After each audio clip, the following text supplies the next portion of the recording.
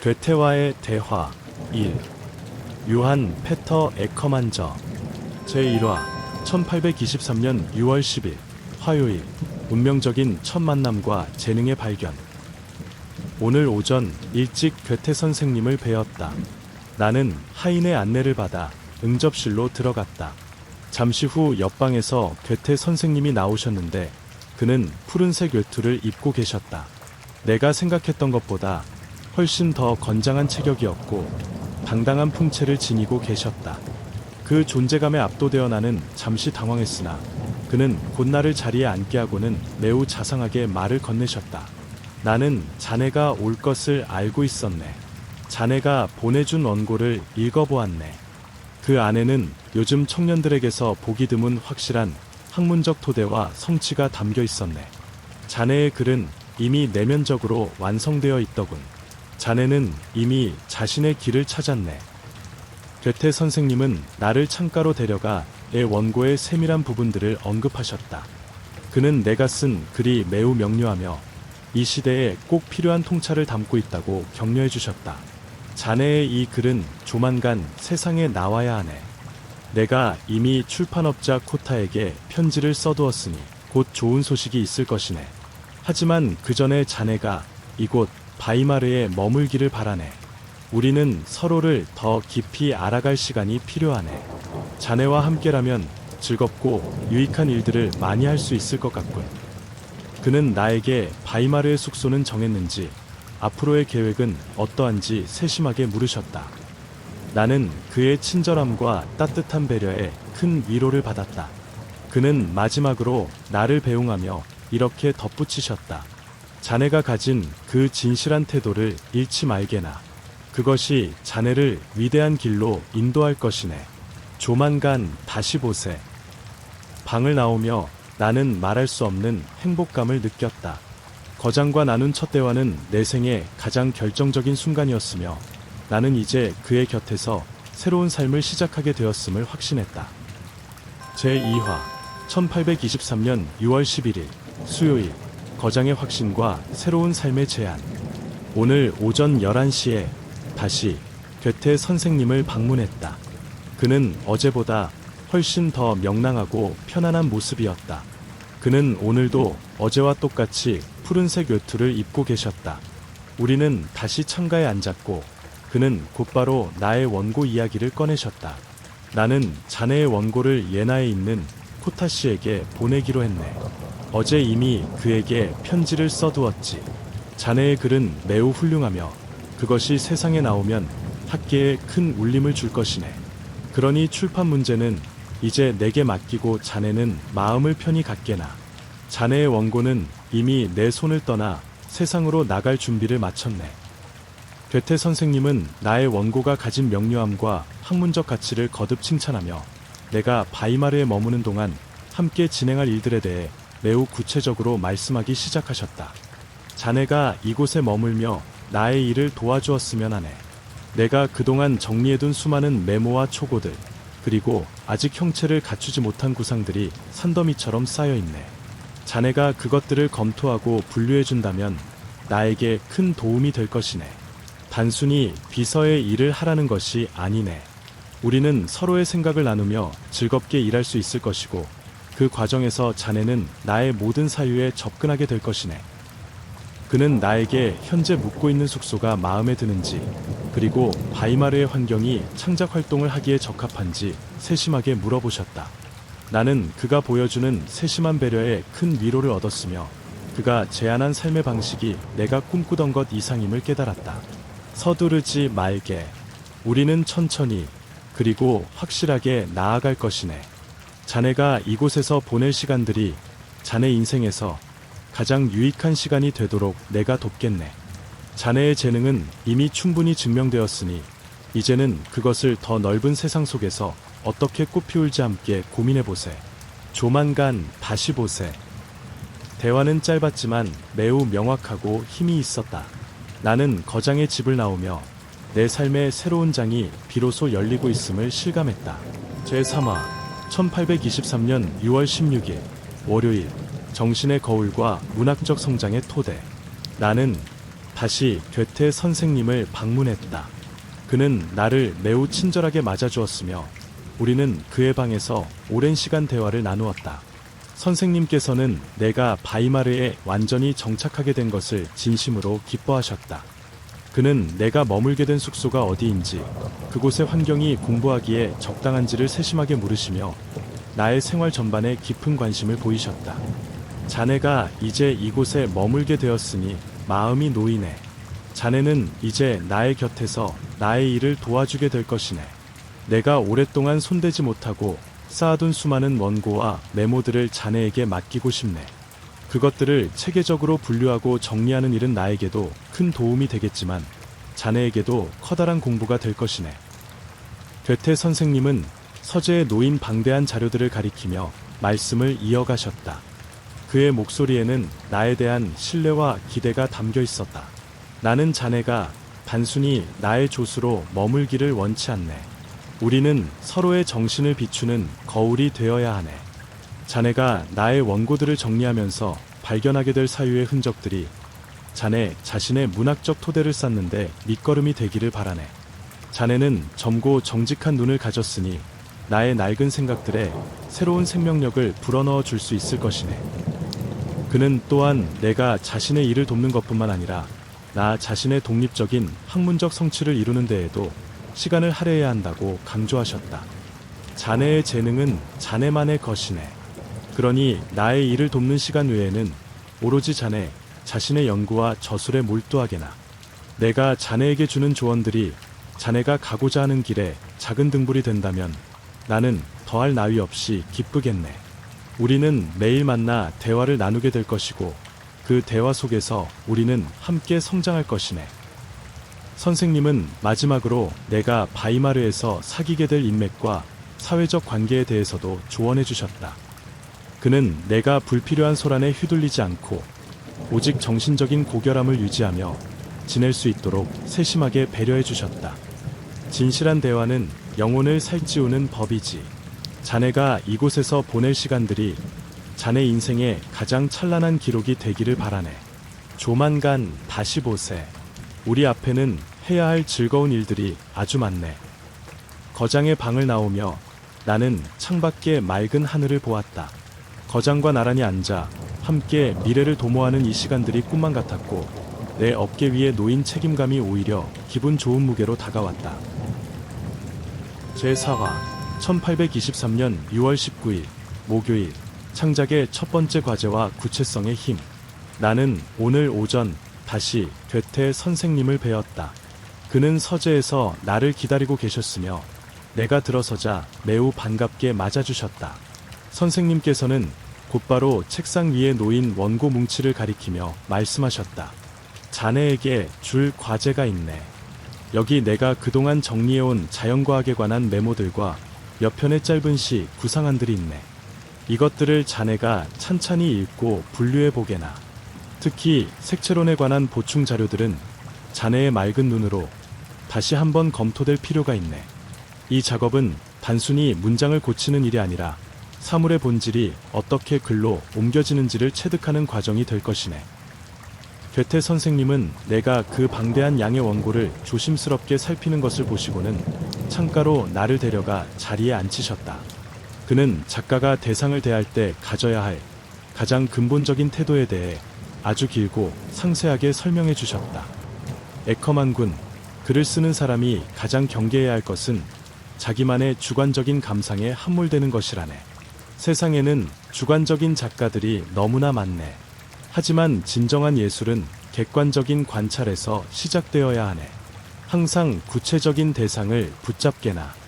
구체적인 사물이나 현상에서 출발하지 않은 사유는 금세 힘을 잃고 공허한 비명이 되어 흩어지고 마네.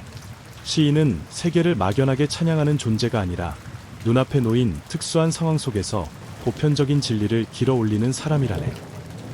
그는 창밖의 정원을 가리키며 자연이 보여주는 아주 작은 변화들조차도 소홀히 여겨서는 안 된다고 거듭 강조하셨다.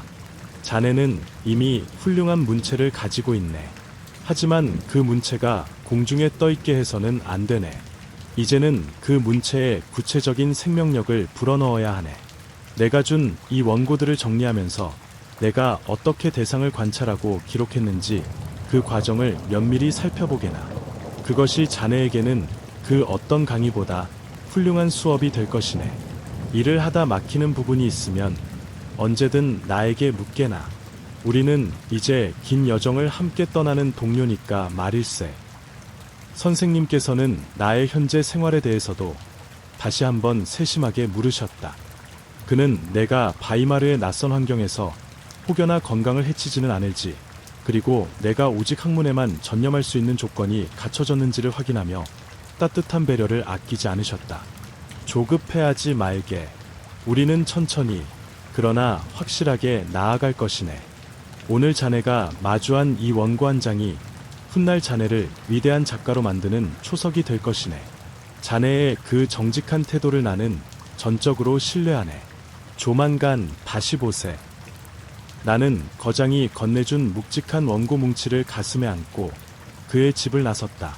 바이마르의 거리를 걷는 나의 마음은 그 어느 때보다 무거운 책임감과 함께 동시에 형언할 수 없는 창작의 열망으로 가득 차 있었다. 거장의 가르침은 영혼의 가장 깊은 곳을 관통하는 빛과 같았다. 제5화 1823년 7월 2일 수요일. 문학적 안목과 비판의 자세. 오늘 오전 다시 괴테 선생님을 방문했다. 그는 서재에서 나를 맞아주셨으며 우리는 그동안 내가 정리해온 원고들에 대해 이야기를 나누었다. 선생님께서는 내가 분류해 놓은 작업물들을 면밀히 살피시고는 매우 만족스러워하셨다. 그는 나의 작업이 자신의 생각을 정리하는데 큰 전기가 되었다고 말씀하시며 화제를 돌려 동시대의 문학 비평과 작가가 갖추어야 할 정신적 태도에 대해 깊이 있는 담론을 시작하셨다. 에커만 군, 자네가 내 원고들을 정리하며 보여준 그 세심한 손길이 아주 마음에 드네. 하지만 자네는 이제 단순히 자료를 분류하는 수준을 넘어 작품의 핵심을 꿰뚫어보는 비판적 안목을 길러야 하네. 오늘날 많은 이들이 비판이라고 하면 그저 타인의 단점을 들추어내는 것이라고 생각하지만 그것은 착각이라네. 진정한 비판이란 그 작품이 가진 고유한 생명력이 어디에 뿌리를 두고 있으며 그것이 어떤 가치를 지니는지를 밝혀내는 고귀한 작업이라네. 괴테 선생님은 서가에서 책 몇 권을 꺼내 보여주시며 작가가 유행에 휩쓸리는 것이 얼마나 위험한 일인지에 대해 엄중히 경고하셨다. 그의 목소리에는 시대를 통찰하는 거장의 위엄이 서려 있었다. 동시대의 일시적인 유행의 마음을 빼앗기지 말게나. 유행이란 것은 화려해 보이지만 바람처럼 덧없이 사라지는 것이라네. 자네는 항상 고전이 지닌 영원한 힘에 주목해야 하네. 자네가 어떤 글을 대할 때 그것이 100년 뒤의 사람들에게도 여전히 살아있는 질문을 던질 수 있을지 스스로 물어보게나. 위대한 문학은 작가 개인의 사사로운 감정을 쏟아내는 곳이 아니라 인류 보편의 정신을 담아내는 거대한 그릇이어야 하네. 그는 내가 바이마르에서 교류하게 될 학자들과 예술가들에 대해서도 언급하며 그들을 대할 때 견지해야 할 안목에 대해 덧붙이셨다. 사람을 대할 때 그의 재능에만 현혹되어서는 안 되네. 그 재능이 어떠한 인격의 바탕 위에 세워져 있는지를 먼저 보아야 하네. 인격이라는 뿌리가 튼튼하지 못한 재능은 결국 자기 자신을 파괴하고 타인에게도 해를 끼치게 마련이지. 자네는 항상 평온하고 맑은 정신을 유지하며 무엇이 진실로 고귀하고 영원한 것인지를 분별하는 힘을 길러야 하네. 선생님께서는 나에게 당분간 외부의 번잡한 모임보다는 내면의 수양과 원고 정리에 더 몰입할 것을 권하셨다. 거장과 마주 앉아 나누는 이 대화들은 나에게 지식의 전달을 넘어 내 삶의 궤적을 근본적으로 바로잡아주는 가르침이었다. 조급해할 것 없네. 정신의 열매는 억지로 서두른다고 해서 익는 것이 아니네. 그것이 스스로 무르익어 떨어질 때까지 기다릴 줄 아는 인내야말로 작가가 갖추어야 할 가장 중요한 덕목 중 하나라네. 조만간 다시 보세. 자네와 나누어야 할 사유의 즐거움이 아직 많이 남아있네. 선생님과의 대화를 마치고 서재를 나오는 길에 나는 내가 앞으로 나아가야 할 문학적 지향점이 어디인지를 다시금 깊이 되새겼다. 거장의 말씀은 내 영혼의 가장 깊은 곳을 울리는 묵직한 파동이 되어 오래도록 머물렀다. 제6화 1823년 8월 14일 목요일. 자연의 법칙과 예술적 진실의 조화. 오늘 오전 괴테 선생님을 방문했다. 날씨가 몹시 무더웠고 선생님께서는 정원 쪽에 있는 방에서 나를 맞아주셨다. 그는 가벼운 여름 옷차림으로 책상 앞에 앉아 계셨으며 우리는 최근 그가 몰두하고 있는 예술적 원리들에 대해 이야기를 나누었다. 선생님께서는 책상 위에 펼쳐진 몇 점의 풍경화 초고들을 가리키며 예술가가 자연을 대하는 올바른 태도에 대해 매우 깊이 있는 말씀을 들려주셨다. 에커만 군, 이 그림들을 보게나. 사람들은 흔히 예술이 자연을 있는 그대로 모방해야 한다고 말하지만 그것은 예술의 본질을 오해한 것이라네. 진정한 예술가는 자연의 겉모습을 베끼는 사람이 아니라 자연의 법칙을 깊이 이해하고 그 법칙에 따라 새로운 세계를 창조하는 사람이라네. 예술적 진실은 자연적 사실과는 차원이 다른 문제이지. 선생님께서는 그림 속의 명암과 구도를 세심하게 짚어주시며 예술적 구성이 어떻게 관람자의 정신에 작용하는지를 설명하셨다. 그의 목소리에는 확신이 차 있었고 복잡한 이론조차도 명료한 비유로 풀어내셨다. 예를 들어보세. 위대한 풍경화가는 눈앞에 보이는 숲을 그대로 옮겨놓지 않네. 그는 자연이 수천 년 동안 보여준 생명력의 원리를 자신의 정신 안에서 재구성한다네. 그림 속의 나무와 바위가 실제 자연보다 더 진실하게 느껴지는 이유는 그것이 작가의 정신을 통과하며 자연의 보편적인 법칙을 획득했기 때문이라네. 예술은 자연을 통해 말하지만 결코 자연 그 자체는 아니네. 그것은 자연보다 더 높은 층위의 정신적 산물이라네. 나는 선생님의 말씀을 들으며 예술이 도달해야 할 고결한 경지에 대해 생각했다. 선생님께서는 나의 사유를 격려하시듯 우리가 함께 정리하고 있는 자연과학적 관찰들이 결국 예술적 창조와 어떻게 연결되는지를 덧붙이셨다. 자네와 내가 식물의 성장을 관찰하고 빛의 성질을 연구하는 것도 결국 같은 이유라네. 자연의 법칙을 모르는 자는 예술적 자유를 누릴 자격이 없네. 법칙을 완전히 체득한 자만이 비로소 그 법칙 위에서 자유롭게 유희하며 위대한 작품을 만들어낼 수 있는 법이지. 자네는 항상 사물의 내면에 흐르는 이 질서를 읽어내려 노력해야 하네. 그것이 자네의 글에 영원한 생명력을 부여할 것이네. 무더운 날씨였지만 선생님과의 대화는 내 정신을 더없이 맑고 시원하게 씻어주었다. 거장은 내가 가져온 몇 가지 질문에 대해서도 정성껏 답해주셨으며 다음 만남까지 내가 깊이 고민해 보아야 할 화두들을 던져주셨다. 서두를 필요는 없네. 이 깊은 원리들은 하루아침에 깨달아지는 것이 아니니까 말일세. 다만 자네가 매일 마주하는 풍경 속에서 그 보이지 않는 법칙들을 찾아내려 애쓴다면 어느 순간 눈앞에 장막이 걷히는 기분을 느끼게 될 것이네. 조만간 다시 보세. 자네의 안목이 어떻게 성장해가는지 지켜보는 것이 나에게는 큰 즐거움이라네. 선생님의 배웅을 받으며 방을 나오는 길에 나는 정원의 흐드러진 나무들을 평소와는 다른 시선으로 바라보게 되었다. 거장의 가르침은 평범한 자연의 풍경조차도 거대한 법칙이 숨쉬는 예술의 현장으로 바꾸어 놓았다. 제7화 1823년 9월 18일 목요일 새로운 생명력과 영혼의 고백. 오늘 오전 괴테 선생님을 뵈었다. 그는 마리엔바트에서 여행을 마치고 돌아온 지 얼마 되지 않았는데 그 모습이 놀라울 정도로 활기차고 건강해 보였다. 선생님의 안색은 건강하게 그을려 있었으며 목소리에는 젊은이 못지않은 힘이 넘쳤다. 그는 나를 보자마자 아주 반갑게 손을 맞잡으며 여행의 감흥과 자신이 얻은 새로운 생명력에 대해 말씀하기 시작하셨다. 자네를 다시 보게 되어 진심으로 기쁘네. 보게나 나는 아주 건강하고 기운이 넘친다네. 마리엔바트에서의 시간은 나에게 새로운 생명력을 불어넣어 주었네. 그곳의 공기와 물, 그리고 대지에서 솟아나는 자연의 힘이 나를 다시 젊게 만들었지. 사람들은 내가 나이를 먹었다고 말하지만 나는 지금 내가 30살 때보다 더 큰 창작의 열망을 느끼고 있다네. 인간의 정신은 결코 늙지 않는 법이라네. 우리가 자연과 교감하고 끊임없이 움직인다면 말일세. 선생님께서는 서재에 놓인 여행 가방에서 자신이 수집해온 몇 가지 광물 표본들을 꺼내 보여주셨다. 그는 그것들을 하나하나 세심하게 살피며 자연의 질서가 어떻게 이 작은 돌 안에 응축되어 있는지를 설명하셨다. 그러다 문득 화제를 돌려 이번 여행 중에 완성한 매우 중요한 작품에 대해 언급하셨다. 그것은 바로 그의 영혼을 뒤흔든 마리엔바트의 비가에 관한 것이었다. 에커만 군, 이번 여행에서 나는 아주 특별한 시적 수확을 거두었네. 그것은 단순한 시가 아니라 내 영혼의 가장 깊은 곳에서 터져나온 진실한 고백이라네. 죽음과도 같은 고통과 삶에 대한 강렬한 열망이 그 안에서 하나로 얽혀 있지. 조만간 자네에게 그것을 보여주겠네. 그 원고는 지금 내 서랍 안에서 조용히 숨쉬고 있네. 그것을 정리하고 다듬는 과정은 나에게도 매우 고통스럽지만 동시에 더할 나위 없는 축복이기도 하네. 진실한 감정은 시를 통해 비로소 영원한 생명을 얻는 법이라네.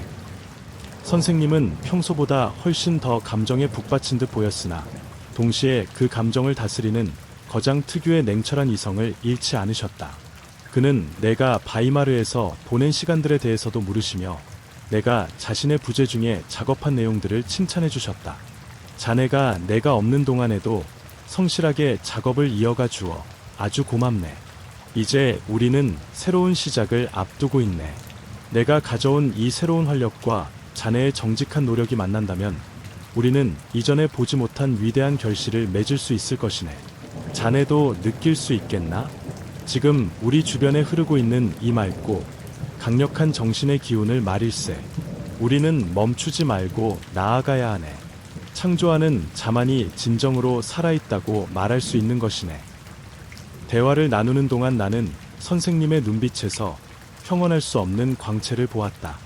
그것은 단순히 건강한 노인의 눈빛이 아니라 다시 한번 삶의 뜨거운 열정 속에 자신을 던진 한 인간의 실존적인 투쟁과 환희가 담긴 빛이었다. 거장의 집을 나오며 나는 마리엔바트의 공기가 그의 영혼을 어떻게 씻어내고 다시 깨웠는지를 깊이 실감했다. 제8화 1823년 10월 14일 화요일 영혼의 정수 마리엔바트의 비가 오늘 저녁 괴테 선생님을 방문했다. 그는 매우 온화하고 평온한 기색이었으며 동시에 평소보다 훨씬 더 내밀한 이야기를 들려주고 싶어하는 듯한 인상을 주었다. 선생님께서는 나를 자신의 곁으로 가까이 앉게 하신 뒤 책상 서랍에서 붉은색 모로코 가죽으로 장식된 정교한 원고철 하나를 꺼내 놓으셨다. 그것은 지난번에 말씀하셨던 마리엔바트에서 가져온 바로 그 원고였다. 자네에게 이것을 보여주겠다고 약속했었지. 보게나 이것이 바로 내가 마리엔바트에서 바이마르로 돌아오는 마차 안에서 써내려간 비가라네. 나는 이 시를 쓰는 동안 마치 꿈을 꾸는 듯한 상태에 있었네. 내 영혼 전체가 거대한 감정의 파도에 휩쓸려 있었고 그 고통과 환희가 한데 어우러져 이 문장들을 만들어냈지. 나는 이 원고를 내 생명처럼 소중히 여기고 있다네. 괴테 선생님은 조심스러운 손길로 원고를 펼치셨다. 깨끗하고 정갈한 글씨체로 적힌 시 구절들이 내 눈에 들어왔다. 선생님께서는 내가 그 시를 충분히 음미하며 읽을 수 있도록 곁에서 묵묵히 기다려주셨다. 시를 읽어 내려가는 동안 나는 그 행간마다 서려있는 뜨거운 눈물과 고결한 정신의 투쟁을 온몸으로 느낄 수 있었다. 그것은 단순히 한 인간의 연심을 노래한 시가 아니라 존재의 근원을 뒤흔드는 실존적인 고백이었다.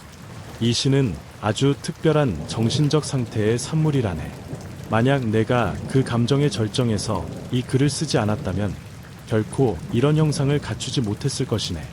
작가는 때로 자신의 감정을 완전히 객관화할 수 있을 만큼 뜨겁게 타올라야 하네. 이 비가는 내 생의 가장 순수한 감정의 기록이며 동시에 나를 그 고통으로부터 구원해준 해방의 기록이기도 하네. 나는 이 시를 통해 다시 태어났다고 해도 과언이 아니네. 선생님께서는 시의 특정 구절들을 직접 낭독해 주시기도 했는데 그 목소리에는 깊은 떨림과 함께 세상을 달관한 듯한 평온함이 공존하고 있었다. 그는 이 원고가 세상에 알려지기 전에 내가 먼저 이 진실한 목소리를 들어준 것에 대해 깊은 신뢰를 표하셨다.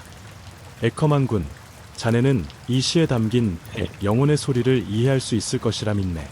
우리가 지난번 나눈 대화처럼 예술은 구체적인 고통에서 시작되지만 결국은 보편적인 위안으로 나아가야 하는 법이지. 이 원고를 다시 넣어두기 전에 자네가 느낀 그 떨림을 잊지 말게나.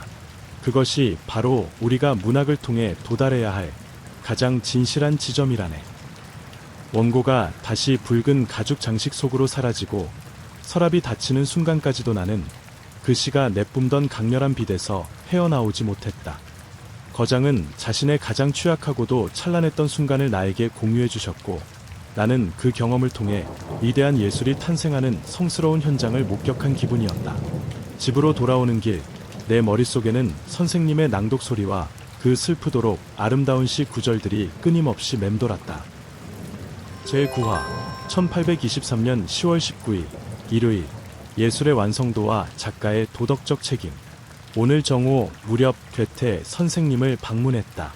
선생님께서는 매우 평온한 기색으로 서재에 앉아 계셨으며, 우리는 예술 작품이 갖추어야 할 내적 통일성과 작가의 도덕적 책무에 대해 깊이 있는 대화를 나누었다.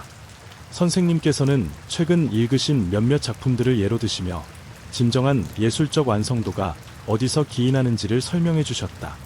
에커만 군, 보게나. 위대한 작품은 마치 살아있는 유기체와 같아서 그 안에 어느 한 부분도 소홀히 다루어질 수 없네. 작품에는 반드시 확고한 중심이 있어야 하며 모든 세부적인 묘사들은 그 중심을 향해 일관되게 수렴되어야 하네. 만약 이 중심이 흔들린다면 제 아무리 화려한 수사로 꾸민다 해도 그것은 생명력이 없는 파편들의 모음에 불과할 뿐이라네. 모든 부분은 전체를 위해 존재해야 하며 전체는 각 부분 속에서 숨 쉬어야 하네. 선생님께서는 책상 위에 놓인 원고들을 훑어보시며 작가의 재능과 그것을 지탱하는 인격의 관계에 대해 엄중하게 말씀하셨다. 그의 눈빛은 시대를 통찰하는 지혜로 가득 차 있었다. 재능이란 것은 하늘이 주는 선물이지만 그 재능을 올바르게 이끄는 것은 결국 작가의 인격과 도덕적 지반이라네. 견고한 내면의 질서 없이 재능만을 앞세우는 작가는 조타수 없이 거친 바다로 나가는 배와 같지. 작가는 단순히 유려한 문장을 만드는 기술자가 아니라 자신의 삶과 사유를 통해 진실을 증명해 보이는 사람이어야 하네. 인격이 결여된 문학은 결국 공허한 울림으로 끝날 수밖에 없네. 위대한 문학은 결국 위대한 인간에게서 나오는 법이라네. 그는 내가 앞으로 나아가야 할 학문적, 문학적 방향에 대해서도 다시 한번 진심 어린 조언을 덧붙이셨다. 나의 부족함을 꾸짖기보다 내가 가진 가능성을 올바른 방향으로 이끌어 주시려는 거장의 배려가 느껴졌다. 자네의 문체는 매우 맑고 투명하네. 그것은 자네의 영혼이 정직하다는 증거이기도 하지. 하지만 그 투명함 아래에 더 깊고 단단한 사유의 뿌리를 내리려 노력하게나.